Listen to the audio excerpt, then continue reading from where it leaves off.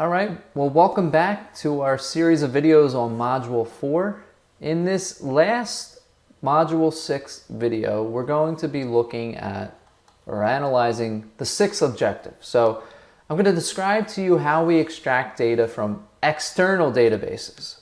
Alright, in the previous video, we worked with examples of some data that we might retrieve from a company's own database. Okay, but now sometimes there is a need for you to get data from, if you're working within a company, there might be a need for you to go and get data from a source outside of the company. We call it external data. All right. And so in the next video, I'm going to give you an example of how we can use data external to the organization to perform analysis. All right. I'll see you in just a moment. Hey guys, this is Tom again.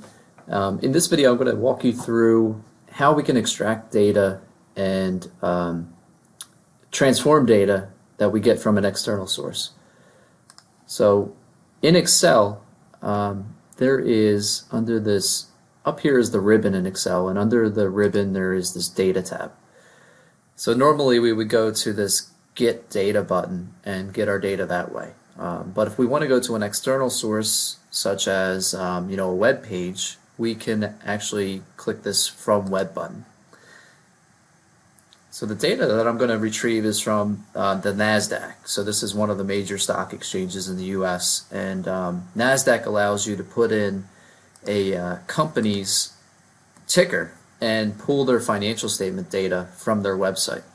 So I just pasted here the web address for NASDAQ's Tyson Foods financial statement page. So this link I have available on the notes website, and you can use this to do this yourself if you're interested. So I'm going to say get data from the web and go to this web address and pull the data from this web address, and then I'm going to click OK. So this is the extraction phase of that ETL process that we've been talking about: extraction, transformation, load. So we're extracting this data from an external source, and this just takes a moment. And this is actually pretty cool because it gets financial statement data, in particular the balance sheet data from a company, directly into Excel, so we can work with that data and do things with it. So the balance sheet data that we're interested in is in table 1 here. Okay, so select table 1, we click load, and then this is going to pull this data directly into Excel for us.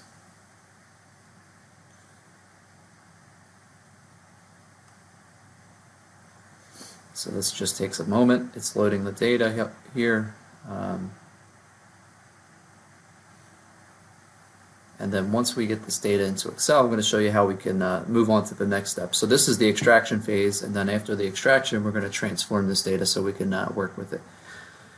All right, so we have our balance sheet data for Tyson Foods, and this is for the periods 2020, 2019, 2018, 2017.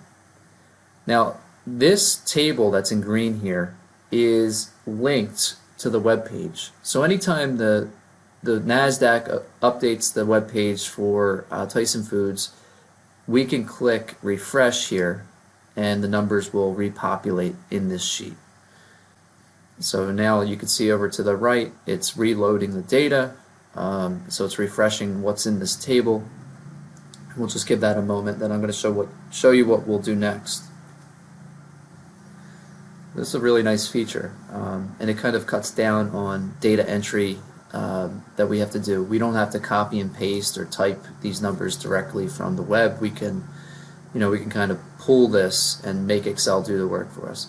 Now there's two things that I don't like about this table. The first is this row here says period ending, and what I wanted to say is it's saying period ending, and it's referring to the column titles here. So it's referring to October 3rd, 2020, for example. But when we start working with this data, what I want this cell to do is name what's in the rows here, what's in the records of this table. So rather than saying period ending, I want it to say components of the balance sheet. The second thing I want to change here is that there's some blank rows. For example, row 2 here, there's no data in that row. And it's because in row 2 there is a subheading for the current assets section of the balance sheet. So I want to change period ending to components. I want to rename that, and I want to get rid of these rows where there's no data. So we don't like blank rows in our tables when we start manipulating and calculating things. So I want to get rid of current assets, I want to get rid of long-term assets. I also want to get rid of this row here, current liabilities, and then also stockholders' equity. Now you might think, well, we could just do this directly in Excel. I can just type in here and change the name here and delete these rows. The problem with that is, since this is linked to the web page, anytime we refresh the link and pull in fresh data, this table will get reformatted and it'll go back to the original form that you see here. So what we want to do instead to update this table, since it's linked, we want to update it, or we want to alter it through this Query tab up here on the ribbon. So we're going to click Query and we're going to click Edit, and this brings up an editor window which will allow us to update this linked table. So I'm going to click on period ending here, and I'm going to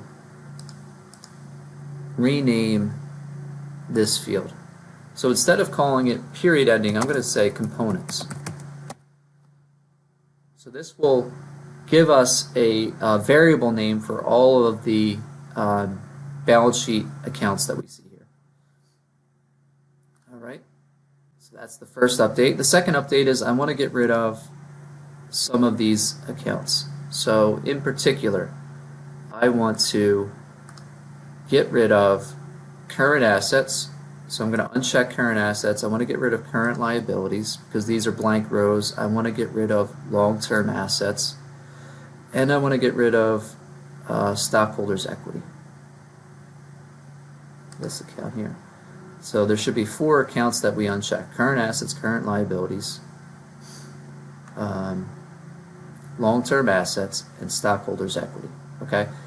So this is going to remove these blank rows from the table. We don't want these in here because what we're going to do is we're going to do some calculations and manipulations with this data, and we don't want blanks when we're doing these things. So we're going to click OK. This will update the table. We're good to go. We're going to click Close and Load, and now it's going to refresh this data, and hopefully the table will have our edits pushed through in it. So we'll just give it a moment here to load. It looks like it's still loading.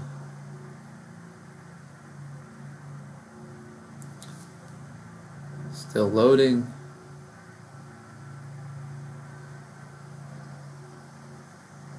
And now we have an updated table.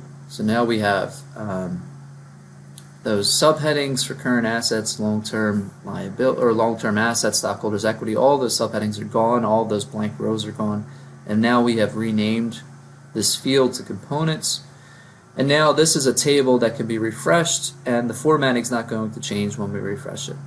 Okay, so what we did in this video, first thing is we extracted data from an external source. In this case, the external source was the NASDAQ website, and the second thing is we transformed the data by using this Power Query tab up here in the ribbon, and we were able to update this table in a way that will allow us to continue to update the table from the external source as we make calculations and things like that.